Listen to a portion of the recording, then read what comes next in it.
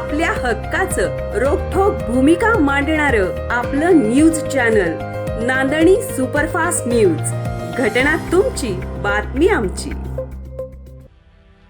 लोकवर्गणीच्या बळावर स्वाभिमानीची लढाई यशस्वी. ऊस दर आंदोलनातील शिलेदारांचा उंबरठ्यात गौरव.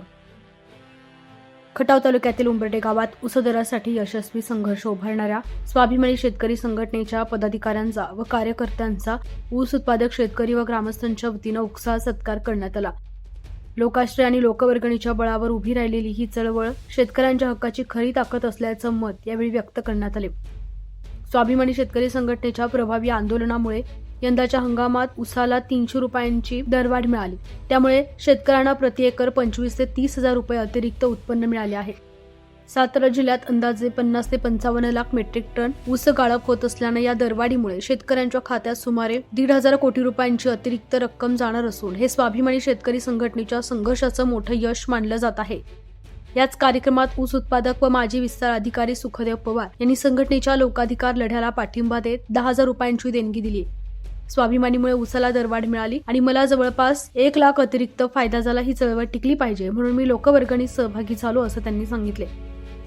कार्यक्रमात शेतकऱ्यांना कायमचा फटका देणाऱ्या काटामारी विरोधात ठोस भूमिका मांडण्यात आली. काटामारी थांबवण्यासाठी गावोगावी वजन काटा उभारण्याचा पुढाकार स्वाभिमानी शेतकरी संघटना घेणार असल्याचे जाहीर करण्यात आले. यावेळी युवा जिल्हाध्यक्ष तानाजी देशमुख म्हणाले, शेती, ऊस, वीज, शेतमालाचे दर अशा सर्व प्रश्नांवर लढण्यासाठी शेतकऱ्यांनी संघटित होणे गरजेचे आहे.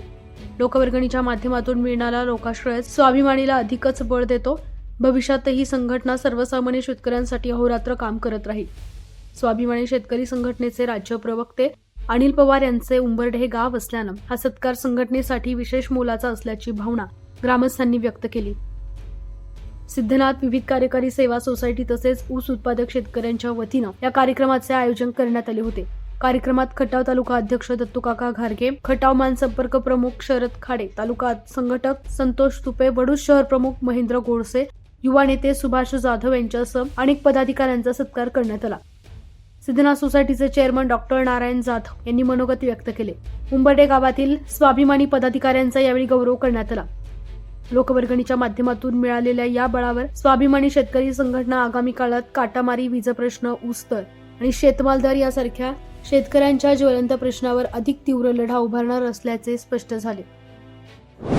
अशाच ताज्या घडामोडी पाहण्यासाठी आजच आपल्या नांदणी सुपरफास्ट न्यूज या YouTube चॅनलला लाईक करा, शेअर करा आणि सबस्क्राईब करायला विसरू नका.